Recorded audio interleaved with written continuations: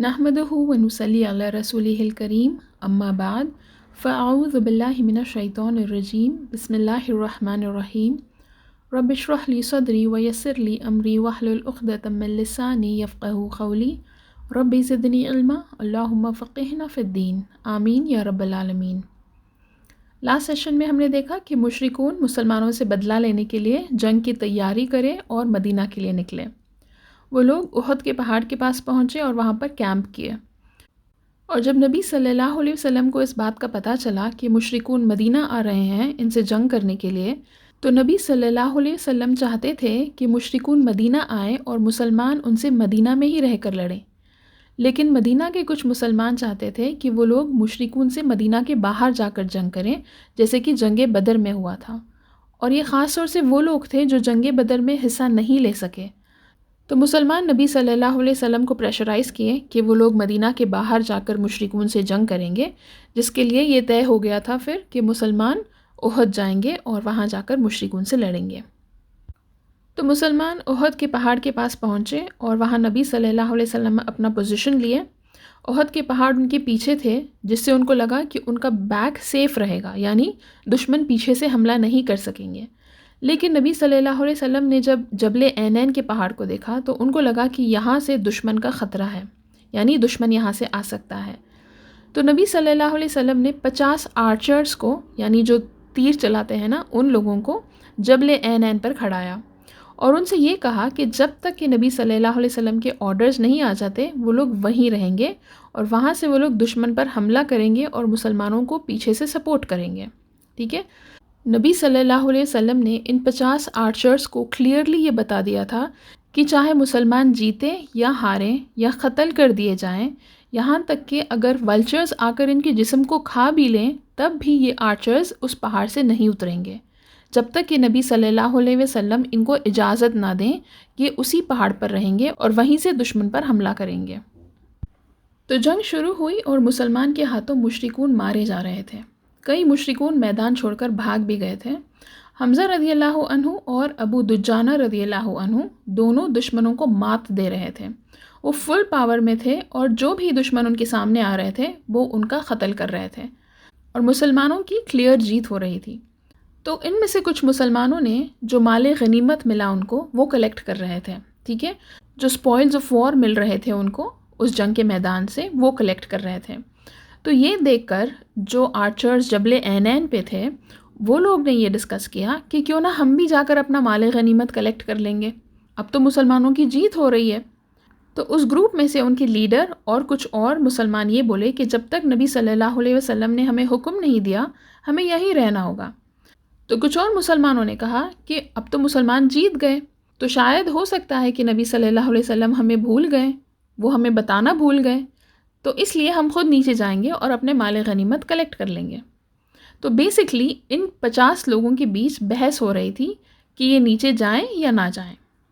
اس کے بعد ان میں سے 40 لوگوں نے یہ ڈیسائیڈ کیا کہ یہ لوگ نیچے جائیں گے اور ان کا مال غنیمت کلیکٹ کر لیں گے۔ اب ان میں سے جو 10 لوگ تھے وہ وہیں جبل عینین پر کھڑے تھے ان کے لیڈر کے ساتھ۔ تو جیسے ہی اب یہ لوگ جبل عینین سے نیچے اترے اور مال غنیمت کلیکٹ کر رہے تھے، تب خالد بن ولید جو پہلے 3 بار جبل عینین پر حملہ کرنے کی کوشش کر رہے تھے، اب جب مسلمانوں کے آرچرز وہاں سے ہٹے تو ان کو یہ موقع مل گیا تھا اور وہ اپنی آرمی لے کر جو 10 آرچرز وہاں پر موجود تھے ان کا قتل کر دیے، اور اس پہاڑ پر چڑھ کے وہاں سے پیچھے سے مسلمانوں پر حملہ کرنا شروع کر دیے۔ جس خطرے کو نبی صلی اللہ علیہ وسلم نے اینٹیسپیٹ کیا تھا، جس کا ان کو اندازہ تھا، وہی ہوا۔ اب مسلمان آرمی تو سامنے دشمن پر فوکس کر رہے تھے، رائٹ؟ وہ لوگ دشمن کے پیچھے سے حملے کے لیے تیار نہیں تھے۔ جیسے ہی خالد بن ولید اپنے گروپ کے ساتھ مسلمانوں پر پیچھے سے حملہ کرنے لگے، اس بات کے لیے مسلمان پریپیئرڈ نہیں تھے، رائٹ؟ تو وہ لوگ شوق میں آ گئے، وہ لوگ ٹینشن میں آ گئے۔ اب مشرکون کی آرمی یہ دیکھ کر کانفیڈنس میں آ گئی تھی کہ خالد بن ولید نے ان کو پیچھے سے حملہ کر لیا، پیچھے سے گھیر لیا، تو اب وہ لوگ سامنے سے بھی ان پر چڑھ گئے۔ تو بیسکلی مسلمانوں پر سامنے سے اور پیچھے سے دونوں طرف سے حملہ ہو رہا تھا۔ مسلمان سینڈوچ بن گئے تھے۔ اب کیونکہ وہ لوگ اس ٹائٹ سچویشن میں آ گئے تھے تو کافی سارے مسلمان مارے جا رہے تھے، ان کی پوزیشنز چینج ہو گئے تھے، ان کو سمجھ نہیں آ رہا تھا کہ کون کہاں ہے، ان کو سمجھ نہیں آ رہا تھا کہ کس پر حملہ کریں۔ آگے سے کریں تو پیچھے سے وار ہو رہا ہے، پیچھے حملہ کریں تو آگے سے وار ہو رہا ہے۔ تو ان فیکٹ اللہ نے سورہ آل عمران کے ورس 152 میں کہا ہے کہ اللہ نے تم سے جو وعدہ کیا تھا اس کو اللہ نے پورا کیا جب تم اللہ کی مرضی سے اپنے دشمن کا قتل کر رہے تھے۔ جب تک کہ تم لوگوں نے کمزوری دکھائی اور ایک دوسرے کے اختلاف کر رہے تھے اور مال غنیمت کی محبت میں تم نے رسول اللہ صلی اللہ علیہ وسلم کی نافرمانی کی، تم میں سے کچھ ایسے ہیں جو دنیا کی خواہش رکھتے ہیں اور کچھ ایسے ہیں جو آخرت کی خواہش رکھتے ہیں۔ اللہ نے تم کو تمہارے دشمن کے مقابلے میں ایسا آزمایا کہ تم بھاگنے لگے، پھر بھی اللہ نے تمہیں معاف کیا کیونکہ اللہ مومنوں پر بہت مہربان ہے۔ سبحان اللہ۔ تو دیکھیے یہاں پر اللہ کیا کہہ رہے ہیں کہ انہوں نے اس دن مسلمانوں کو جیت دلائی، لیکن جب یہ مسلمان نبی صلی اللہ علیہ وسلم کی نافرمانی کیے اور ایک دوسرے کے ساتھ ڈسپیوٹ کرنے لگے تب اللہ نے ان کو آزمایا۔ اور دیکھیے کیسے اللہ نے ان لوگوں کے دل کے حال کو بیان کیا ہے۔ اللہ کہہ رہے تھے کہ کیسے ان لوگوں نے دنیا کی خواہش رکھی اور مال غنیمت کو حاصل کرنے کے چکر میں نبی صلی اللہ علیہ وسلم کی نافرمانی کی، رائٹ؟ ایک جنگ میں اپنے لیڈر کی بات نہ سننا، اس کی نافرمانی کرنا، یہ بہت بہت بری بات ہوتی ہے۔ تو کیونکہ مسلمانوں نے نبی صلی اللہ علیہ وسلم کی نافرمانی کی، ان کی بات نہیں سنی، تو ان کے اوپر یہ آزمائش آئی۔ تو اب دشمن مسلمانوں پر حملہ کرتے ہوئے نبی صلی اللہ علیہ وسلم تک پہنچ گئے۔ مسلمان بکھرے ہوئے تھے، ان میں سے کچھ صحابہ جیسے ابو بکر، عمر، علی رضی اللہ عنہم، یہ سب نبی صلی اللہ علیہ وسلم کی حفاظت کے لیے بھاگے اور ان کو گھیر لیے، لیکن جب تک مشرکون میں سے کسی نے نبی صلی اللہ علیہ وسلم پر اٹیک کر دیا تھا، نبی صلی اللہ علیہ وسلم پر ایک بہت بڑا راک پھینکا گیا، ایک بہت بڑا پتھر پھینکا گیا، جس کی وجہ سے نبی صلی اللہ علیہ وسلم گر گئے اور ان کے ہونٹ پھٹ کر ان کے سامنے کے دانت ٹوٹ گیا، اور وہ جو ہیلمٹ پہنے تھے وہ بھی ٹوٹ گئی۔ اب جو صحابہ نبی صلی اللہ علیہ وسلم کو گھیر کر دشمن سے لڑ رہے تھے، اب دشمن کو پتہ چل گیا تھا کہ نبی صلی اللہ علیہ وسلم کہاں موجود تھے، رائٹ؟ تو کافی سارے مشرکون ایک ساتھ آ گئے اور صحابہ ان کو ہینڈل کرنے کی کوشش میں ہی تھے کہ کسی اور نے نبی صلی اللہ علیہ وسلم پر تلوار سے وار کیا، اور یہ وار ان کی آنکھ کے پاس ہوا، جس کی وجہ سے ان کی ہیلمٹ جو وہ پہنے ہوئے تھے، اس ہیلمٹ کے 2 لوہے کے رنگز نبی صلی اللہ علیہ وسلم کے چہرے پر دھس گئے، ان کے چہرے پر چبھ گئے۔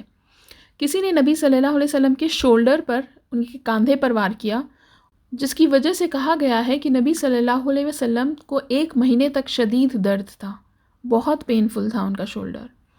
تو صحابہ نبی صلی اللہ علیہ وسلم کو گھیرے ہوئے تھے اور مشرکون سے لڑ رہے تھے اور وہ بھی زخمی ہو رہے تھے، پھر بھی وہ اپنی جان کی پرواہ نہ کرتے ہوئے نبی صلی اللہ علیہ وسلم کو بچا رہے تھے، جس میں سعد رضی اللہ عنہ، ٹھیک ہے، سعد بن وقاص رضی اللہ عنہ، وہ نبی صلی اللہ علیہ وسلم کو بچاتے ہوئے نان سٹاپ دشمنوں پر تیر چلا رہے تھے۔ نبی صلی اللہ علیہ وسلم ان کو تیر دیتے رہے اور وہ تیر چلاتے رہے۔ نبی صلی اللہ علیہ وسلم نے سعد رضی اللہ عنہ کے جوش اور جنون کو دیکھ کر کہ وہ کس طرح پوری جان لگا کر نبی صلی اللہ علیہ وسلم کی حفاظت کر رہے تھے، وہ سعد رضی اللہ عنہ سے بولے، لگے رہو سعد، تم پر میرے ماں باپ دونوں قربان۔ اللہ اکبر۔ نبی صلی اللہ علیہ وسلم سعد رضی اللہ عنہ سے اتنے خوش ہوئے کہ انہوں نے سعد رضی اللہ عنہ کے لیے ایسا کہا کہ ان پر نبی صلی اللہ علیہ وسلم کے ماں باپ دونوں قربان ہوں۔ سوچئے کہ کیا سچویشن تھا اور کس طرح سعد رضی اللہ عنہ نے نبی صلی اللہ علیہ وسلم کی حفاظت کی، جس کی وجہ سے نبی صلی اللہ علیہ وسلم نے ان سے ایسا کہا۔ ایسی بات نبی صلی اللہ علیہ وسلم نے کبھی اور کسی سے نہیں کی تھی، سبحان اللہ۔ اور پھر اس کے بعد طلحہ بن عبید اللہ رضی اللہ عنہ، یہ بھی بہت جم کے لڑے اور نبی صلی اللہ علیہ وسلم کی پروٹیکشن کر رہے تھے۔ کہا گیا ہے کہ وہ ایسا لڑ رہے تھے جیسے کہ مانو وہ اکیلے نبی صلی اللہ علیہ وسلم کی حفاظت کر رہے تھے، اور نبی صلی اللہ علیہ وسلم کو بچاتے ہوئے ان کو اراؤنڈ 35 سے 40 انجریز ہوئے۔ وہ نبی صلی اللہ علیہ وسلم کو بچاتے بچاتے بہت زیادہ زخمی ہو گئے تھے۔ وہ دشمن کی تیر اپنے ہاتھوں سے روک رہے تھے تاکہ وہ نبی صلی اللہ علیہ وسلم تک نہ پہنچے، جس کی وجہ سے ان کی انگلیاں کٹ گئی تھیں۔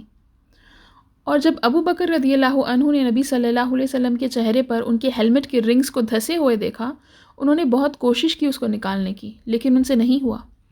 پھر ابو عبیدہ رضی اللہ عنہ نے اپنے دانتوں سے کھینچ کر ان 2 رنگز کو نکالا، جس کی وجہ سے ان کے 2 دانت ٹوٹ گئے، سبحان اللہ۔ انس بن مالک رضی اللہ عنہ سے روایت ہے کہ نبی صلی اللہ علیہ وسلم اپنے چہرے سے خون صاف کرتے ہوئے کہتے ہیں، ایسا کیسے ہو سکتا ہے کہ کوئی امت کامیاب ہوگی جب وہ اپنے نبی کو مار کر اس کے دانت توڑ دیتی ہے؟ جبکہ ان کا نبی ان کو اللہ کی طرف بلا رہا ہے؟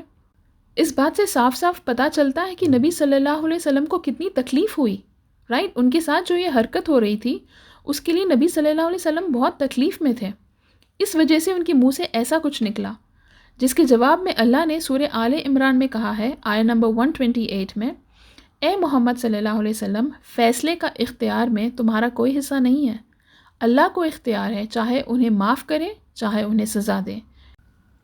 تو دیکھیے یہاں پر اللہ نبی صلی اللہ علیہ وسلم سے کہتے ہیں کہ کسی کو معاف کرنا یا نہ کرنا نبی صلی اللہ علیہ وسلم کی بس میں نہیں ہے، وہ تو صرف اللہ کے اختیار میں ہے کہ وہ جسے چاہے اس کو معاف کرتا ہے اور جسے چاہے نہیں کرتا۔ سبحان اللہ، جب نبی صلی اللہ علیہ وسلم کو ہی اس بات کا اختیار نہیں ہے تو پھر ہم کیا ہیں؟ ہمیں بھی کبھی بھی کسی کے لیے بھی ایسی کوئی بات نہیں کرنی چاہیے، جیسے کہ کبھی کہتے ہیں کہ یہ جہنمی ہے، اللہ ان کو معاف نہیں کرے گا، رائٹ؟ کیونکہ چاہے انسان جیسا بھی ہو، جتنا بھی گنہگار ہو، بس اللہ کے ہی اختیار میں ہے کہ وہ اسے معاف کریں یا اسے سزا دیں، ہم یہ کسی کے لیے نہیں کہہ سکتے۔ تو اب صحابہ اپنی پوری جان اور طاقت لگا کر مشرکون سے لڑ رہے تھے، کوئی نبی صلی اللہ علیہ وسلم کو گھیرے ہوئے تھے، کوئی مشرکون پر تیر چلا رہے تھے، کوئی نبی صلی اللہ علیہ وسلم کو ڈیفینڈ کر رہے تھے۔ اور مسلمان کے فلیگ کس کے ہاتھوں میں تھا؟ مصعب ابن عمیر رضی اللہ عنہ کے ہاتھوں میں، ٹھیک ہے؟ جنگ بدر میں بھی اور جنگ احد میں بھی مسلمانوں کا فلیگ مصعب ابن عمیر رضی اللہ عنہ کے ہاتھوں میں ہی تھا۔ تو مصعب ابن عمیر رضی اللہ عنہ بھی مشرکون کا ٹارگٹ بنے، مشرکون ان پر بھی ایسا تیر چلائے کہ ان کا رائٹ ہینڈ زخمی ہو گیا تھا اور وہ اس ہاتھ میں اب فلیگ کو نہیں پکڑ سک رہے تھے، تو انہوں نے اپنے فلیگ کو لیفٹ ہینڈ میں پکڑا، اس کے باوجود بھی ان پر کئی بار تیر چلائے گئے۔ پھر مشرکون ان پر اتنا تیر چلائے کہ وہ بہت بری طرح زخمی ہو کر زمین پر گر گئے، پھر بھی انہوں نے کوشش کی کہ وہ اپنے سینے اور گھٹنوں کے سپورٹ سے ان کے فلیگ کو گرنے نہ دیں، اور وہ ویسے ہی حالت میں شہید ہو گئے۔ مصعب ابن عمیر رضی اللہ عنہ شہید ہو گئے۔ تو جب مصعب ابن عمیر رضی اللہ عنہ کا قتل ہوا تو جنگ میدان میں یہ رومرز پھیلے کہ اللہ کے رسول صلی اللہ علیہ وسلم کا قتل کر دیا گیا، یہ رومرز پھیلے کہ نبی صلی اللہ علیہ وسلم کو مار دیا گیا۔ مسلمانوں میں پینک اور بھی بڑھ گیا تھا، کچھ مسلمان یہ بات سن کر مایوس ہو گئے، انہوں نے سوچا کہ مدینہ جا کر عبداللہ بن ابی سے کہیں گے کہ وہ مشرکون سے بات کر کے جنگ کو روک دیں، یعنی ٹروس کے لیے ریکویسٹ کریں گے۔ ٹروس کا مطلب کیا ہے؟ کہ دشمن کے ساتھ اگریمنٹ میں آ کر جنگ کو روک دینا، ٹھیک ہے؟ تو یہ لوگ مشرکون سے اگریمنٹ کر کے جنگ کو روکنا چاہتے تھے، اور کچھ مسلمان ایسے بھی تھے جو ڈر کے مارے بھاگ رہے تھے اور کچھ پہاڑوں پہ جا کر چھپ گئے تھے۔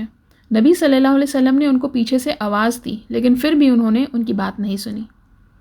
لیکن کچھ مسلمان ایسے بھی تھے جنہوں نے ہمت دکھائی اور وہ لڑتے جا رہے تھے، یہ کہہ کر کہ نبی صلی اللہ علیہ وسلم کا اگر قتل ہوا ہے یعنی انہوں نے اپنے مشن کو کمپلیٹ کر دیا ہے، اور جب وہ اپنے مشن کو کمپلیٹ کر چکے تو پھر ہمیں بھی اپنے مشن کو کمپلیٹ کرنا ہے، تو آگے بڑھو اور دین کے لیے لڑو اپنی آخری سانس تک۔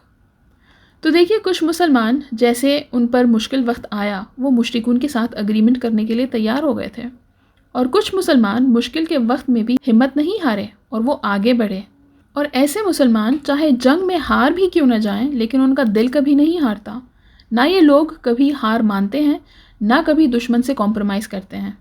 اور یہ لیسن بھی ہم سب کے لیے ہے کہ کبھی کوئی مشکل آ جائے تو دین پر کمپرومائز نہ کریں، ہمت کے ساتھ آخری سانس تک دین پر رہیں، پھر چاہے جتنی مشکل کیوں نہ آئے اللہ پر بھروسہ کریں، کیونکہ بے شک اللہ مومن کی مدد کرنے والا ہے۔ تو اب دیکھا جائے تو بہت ہی کیوٹک سین ہو گیا تھا، کون کس کو مار رہا ہے وہ بھی سمجھنا مشکل ہو گیا تھا۔ انفیکٹ پینک میں آ کر لوگ اتنا ڈس آرگنائزڈ ہو گئے تھے کہ مسلمان ہی مسلمان کو مارنے لگے۔ انفیکٹ حذیفہ رضی اللہ عنہ کے والد جس کا نام تھا یمان، وہ مسلمان کے ہاتھوں ہی مارے گئے، وہ ایک مسلمان تھے بیسکلی، اور وہ مسلمانوں کے ہاتھوں ہی مارے گئے۔ جب حذیفہ رضی اللہ عنہ نے یہ دیکھا کہ مسلمان ان کے والد پر حملہ کر رہے تھے تو وہ چلائے اور ان کو روکنے کی کوشش کی، لیکن جب تک بہت دیر ہو چکی تھی۔ تو جب جنگ کے حال کے بارے میں بات مدینہ تک پہنچی تو مسلمان عورتیں جو مدینہ کی تھیں، جس میں عائشہ رضی اللہ عنہا اور ایمن، یہ لوگ سب آئے اور پانی لا کر زخمی مسلمانوں کو پلا رہے تھے اور جتنا ہو سکا ان کو بینڈیڈ کر رہے تھے۔ دیکھا جائے تو ہر مسلمان زخمی حالت میں تھا۔ کہا گیا ہے کہ جب مسلمان غفلت میں پڑ گئے تھے اور ہار رہے تھے تو اللہ نے جبریل علیہ السلام کو اور میکائیل علیہ السلام کو نبی صلی اللہ علیہ وسلم کی حفاظت کے لیے بھیجا۔ تو جب نبی صلی اللہ علیہ وسلم کی قتل کی نیوز ملی تو سب پینک میں آ گئے تھے، رائٹ؟ تو کعب بن مالک رضی اللہ عنہ کی نظر نبی صلی اللہ علیہ وسلم پر پہنچی، اور وہ نبی صلی اللہ علیہ وسلم کی ہیلمٹ سے ان کی آنکھوں کو دیکھ کر پہچان لیے کہ یہ نبی صلی اللہ علیہ وسلم ہی ہیں، اور وہ خوشی کے مارے زور زور سے لوگوں کو پکار کر کہہ رہے تھے کہ رسول اللہ صلی اللہ علیہ وسلم زندہ ہیں۔ تو جتنے لوگ وہاں موجود تھے وہ سب سن کر ان کو راحت ملی، سب بہت خوش ہوئے۔ اب اس جنگ کے دوران مشرکون میں ایک شخص تھا جس کا نام تھا جبیر، ٹھیک ہے؟ کہا گیا ہے کہ جنگ بدر میں حمزہ رضی اللہ عنہ کے ہاتھوں جبیر کے چاچا کا قتل ہوا تھا۔ تو جبیر نے اس وقت سے حمزہ رضی اللہ عنہ سے دشمنی مول لی، اور وہ چاہتا تھا کہ وہ ان سے بدلہ لے۔ تو اس کا ایک غلام تھا جس کا نام تھا وحشی، تو اس نے وحشی سے کہا کہ اگر تم حمزہ رضی اللہ عنہ کا قتل کر دو گے تو میں تم کو آزاد کر دوں گا۔ اور وحشی اس جنگ کا حصہ نہیں تھا، وہ جنگ احد میں پارٹیسپیٹ نہیں کیا تھا، پر جب جبیر نے اس کے سامنے یہ ڈیل رکھی تو وہ چپکے سے آیا اور ایک پہاڑ کے پیچھے بیٹھ کر حمزہ رضی اللہ عنہ پر نظر رکھا ہوا تھا، اور جیسے ہی اس کو موقع ملا اس نے اپنا سپیئر پھینکا اور حمزہ رضی اللہ عنہ پر وار کیا۔ وہ سپیئر حمزہ رضی اللہ عنہ کے پیٹ پر جا کر لگا اور وہ آر پار ہو گیا، جس سے حمزہ رضی اللہ عنہ زمین پر گر گئے اور وہ بھی اس جنگ میں شہید ہو گئے۔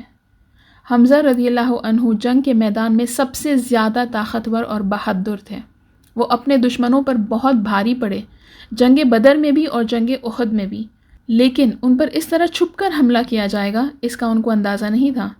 حمزہ رضی اللہ عنہ کو اللہ کا اور اللہ کے رسول صلی اللہ علیہ وسلم کا شیر کہا جاتا تھا، کیونکہ وہ بہت سٹرونگ اور بہادر پرسنالٹی کے تھے، لوگ ان سے ڈرتے تھے، اس لیے ان پر سامنے سے وار نہیں کر سکے، کسی کو یہ ہمت نہیں تھی کہ وہ حمزہ رضی اللہ عنہ پر سامنے سے وار کریں، اور اس طرح وہ اس جنگ میں شہید ہو گئے اور وہ شہداء کے سعید کہلائے گئے، یعنی شہداء کے لیڈر۔ اب دوسری طرف مشرکون نبی صلی اللہ علیہ وسلم کے بہت قریب آ گئے تھے، تو نبی صلی اللہ علیہ وسلم نے صحابہ سے کہا کہ جو بھی اس دشمن کو روکے گا وہ میرے ساتھ جنت میں ہوگا۔ یہ سن کر ایک انصاری صحابی وہ نبی صلی اللہ علیہ وسلم کی حفاظت کرنے آگے آئے، مشرکون سے لڑتے رہے اور وہ شہید ہو گئے۔ اس کے بعد دوسرے انصاری صحابی آئے، وہ بھی شہید ہو گئے، اور ایسا کرتے کرتے 7 صحابی جو انصاری تھے، یہ لوگ نبی صلی اللہ علیہ وسلم کی حفاظت کرنے ایک کے بعد ایک آتے گئے اور شہید ہوتے گئے، جس سے پتہ چلتا ہے کہ مشرکون بہت زیادہ سٹرونگ ہو گئے تھے اور وہ مسلمانوں کا قتل کر رہے تھے۔ نبی صلی اللہ علیہ وسلم کے زخموں سے بہت زیادہ خون بہہ رہا تھا، تو فاطمہ رضی اللہ عنہا اور علی رضی اللہ عنہ دونوں نے ان کے زخم کو دھلایا، پر پھر بھی ان کا خون نہیں رکا، تو فاطمہ رضی اللہ عنہا نے کوئی سوکھی گھاس کا ایک پیس لیا اور اس کو جلا کر اس کا راکھ ان کے زخموں پر لگا دیا، جس سے خون رک گیا۔ اور پھر محمد بن مسلمہ رضی اللہ عنہ نے نبی صلی اللہ علیہ وسلم کو لا کر پانی پلایا، اور پھر طلحہ رضی اللہ عنہ نبی صلی اللہ علیہ وسلم کو اٹھا کر پہاڑ پر لے جا رہے تھے، کیونکہ نبی صلی اللہ علیہ وسلم اس کنڈیشن میں نہیں تھے کہ وہ پہاڑ چڑھ سکیں۔ تبھی ابی بن خلف، یہ مشرکون سے جو تھا، یہ ان کے قریب آیا اور پوچھا کہ محمد کہاں ہے صلی اللہ علیہ وسلم۔ تو صحابہ نے نبی صلی اللہ علیہ وسلم سے کہا کیا ہم اس کو مار دیں، کیا اس کا قتل کر دیں؟ تو نبی صلی اللہ علیہ وسلم نے کہا کہ اس کو چھوڑ دو۔ تو وہ جب نبی صلی اللہ علیہ وسلم کو ڈھونڈتے ہوئے اور قریب آیا، نبی صلی اللہ علیہ وسلم نے الحارث بن السمہ رضی اللہ عنہ سے ان کا سپیئر لیا، ابی بن خلف کی طرف غور سے دیکھا اور وہ آرمر پہنا ہوا تھا، تو اس کی بس تھوڑی سی کالر بون دکھ رہی تھی، تو نبی صلی اللہ علیہ وسلم نے نشانہ لگایا اور زور سے سپیئر مار کر اس کو گھائل کر دیا۔ ابی بن خلف بھاگتا ہوا زخمی حالت میں اپنے ساتھیوں کے پاس گیا اور بولا کہ محمد نے میرا قتل کر دیا، محمد نے میرا قتل کر دیا۔ اس کے ساتھیوں نے کہا تمہیں کچھ نہیں ہوا ہے، تم زندہ ہو۔ تو ابی نے کہا کہ محمد صلی اللہ علیہ وسلم نے مجھ سے کہا تھا جب ہم مکہ میں تھے کہ وہ مجھے مار دیں گے۔ اس کے ساتھی اس کو اس وقت تسلی دے کر چپ بٹھائے، پر کہا گیا ہے کہ جب مشرکون واپس مکہ لوٹ رہے تھے تو راستے میں ہی ابی بن خلف اس زخمی حالت میں ختم ہو گیا، وہ مر گیا۔ اس کے بعد طلحہ رضی اللہ عنہ نبی صلی اللہ علیہ وسلم کو احد کے پہاڑ پر لے گئے، اور وہاں نبی صلی اللہ علیہ وسلم ریسٹ کر رہے تھے۔ تو جیسے ہی نبی صلی اللہ علیہ وسلم اور مسلمان احد کا پہاڑ چڑھے تو جنگ روک دی گئی، ٹھیک ہے، مشرکون کی طرف سے اور مسلمانوں کی طرف سے، دونوں کی طرف سے جنگ روک دی گئی۔ تو اب ابو سفیان مسلمانوں کے اور نبی صلی اللہ علیہ وسلم کے قریب گیا اور وہ چلا کر پوچھا کیا محمد زندہ ہے صلی اللہ علیہ وسلم؟ نبی صلی اللہ علیہ وسلم نے صحابہ سے کہا کہ جواب مت دو، کسی نے جواب نہیں دیا۔ پھر اس نے پوچھا ابو بکر زندہ ہے؟ کوئی جواب نہیں آیا۔ پھر اس نے پوچھا کیا عمر زندہ ہے؟ پھر کوئی جواب نہیں آیا۔ تو تو ابو سفیان نے کہا کہ ہمیں تو ان تینوں سے چھٹکارا مل گیا۔ تو عمر رضی اللہ عنہ یہ سن کر چپ نہیں رہ سکے۔ انہوں نے کہا جس کے نام تم نے ابھی لیے ہیں وہ سب زندہ ہے۔ ابو سفیان نے کہا کہ تمہارے لوگ جو مارے گئے ان کو میوٹیلیٹ کرنے کے آرڈرز میں نے نہیں دیے، یعنی جو مشرکون تھے وہ لوگ اتنے پاگل ہو گئے تھے کہ جو مسلمان شہید ہو گئے تھے ان کے جسم کو کاٹ کر ان کے پارٹس الگ کر رہے تھے جسم سے۔ کیسی وحشی حرکت کر رہے تھے یہ لوگ۔ اس میں ابو سفیان کی بیوی ہند بنت عتبہ یہ بھی حمزہ رضی اللہ عنہ کی بڑی دشمن تھی، کیونکہ حمزہ رضی اللہ عنہ کے ہاتھوں اس کے بھی کوئی قریبی لوگ مارے گئے تھے۔ تو جب وہ حمزہ رضی اللہ عنہ کی باڈی کو دیکھی تو وہ ایسی پاگل ہو گئی کہ وہ ان کے پیٹ کو کاٹ کر ان کے اندر سے آرگنز نکال دی اور ان کو کھانے لگی، کھانے کی کوشش کر رہی تھی، اور جب وہ نگل نہیں سکی تو وہ تھوک دی۔ اللہ اکبر، کیسی گندی حرکتیں تھیں ان مشرکون کی۔ ان حرکتوں سے یہ صاف پتہ چلتا ہے کہ ان کے اندر مسلمانوں کے لیے کیسا بدلہ تھا، کیسے بدلے کی آگ تھی، اس قدر کہ وہ لوگ اس حد تک گر گئے تھے، ایسی حرکتیں کرنے لگے۔ تو ابو سفیان یہ کہہ رہا تھا کہ میں نے ان سے نہیں کہا ایسا کرنے کو، اور مجھے برا بھی نہیں لگا جو ان کے ساتھ ایسے ہوا۔ پھر وہ اپنے بت حبل اس کی بڑائی کرنے لگا۔ تو نبی صلی اللہ علیہ وسلم نے مسلمانوں سے کہا کہ کہو اللہ اعلیٰ ہے اور اللہ اکبر ہے۔ مسلمانوں نے اس کو جواب میں یہ کہا کہ اللہ اکبر۔ تو ابو سفیان نے کہا ہمارے پاس تو عزا ہے، تمہارے پاس تو نہیں ہے۔ نبی صلی اللہ علیہ وسلم نے مسلمانوں سے کہا بولو ہمارا مالک اللہ ہے، تمہارا کوئی مالک نہیں۔ پھر ابو سفیان نے کہا یہ جنگ بدر کا بدلہ ہے، کبھی کوئی جیتتا ہے تو کبھی کوئی اور۔ عمر رضی اللہ عنہ نے جواب دیا حساب برابر نہیں ہوا، ہمارے لوگ جو مارے گئے وہ جنت میں ہیں اور تمہارے لوگ جہنم میں ہیں۔ ابو سفیان نے کہا ایسا تم لوگ سوچتے ہو، اور اگر یہ سچ ہے تو ٹھیک ہے، ہمارے لوگ ہار گئے۔ پھر اس نے عمر رضی اللہ عنہ سے چلا کر پوچھا اللہ کی قسم بتاؤ کہ کیا ہم نے محمد صلی اللہ علیہ وسلم کو مار دیا ہے؟ تو عمر رضی اللہ عنہ نے جواب دیا اللہ کی قسم یہ جھوٹ ہے، اور محمد صلی اللہ علیہ وسلم وہ سب سن رہے ہیں جو تم کہہ رہے ہو۔ تو ابو سفیان نے کہا میں جانتا ہوں کہ تم جھوٹ نہیں بولتے، تو پھر اگلے سال ہم پھر بدر میں ملیں گے۔ تو نبی صلی اللہ علیہ وسلم نے صحابہ سے کہا کہو کہ ہمارے بیچ یہ اپوائنٹمنٹ طے ہو چکا ہے۔ اس کے بعد ابو سفیان وہاں سے چلا گیا اور اس کے پیچھے پیچھے مشرکون بھی وہاں سے نکل گئے۔ تو یہ جنگ احد تھی جو مسلمانوں پر بڑی آزمائش لے کر آئی تھی۔ کئی سارے مسلمان اس میں شہید ہوئے، کہا گیا ہے کہ 70 مسلمان اس میں شہید ہوئے، ٹھیک ہے۔ اور اس میں کئی سارے لیسنز ہیں مسلمانوں کے لیے، اس وقت بھی اور ہمارے لیے آج بھی، جس کو انشاءاللہ ہم نیکسٹ سیشن میں دیکھیں گے، اور اس سیشن کو ہم یہیں روکتے ہیں۔ سبحانک اللہم و بحمدک، اشہد ان لا الہ الا انت، استغفرک و اتوب الیک۔ السلام علیکم ورحمۃ اللہ وبرکاتہ۔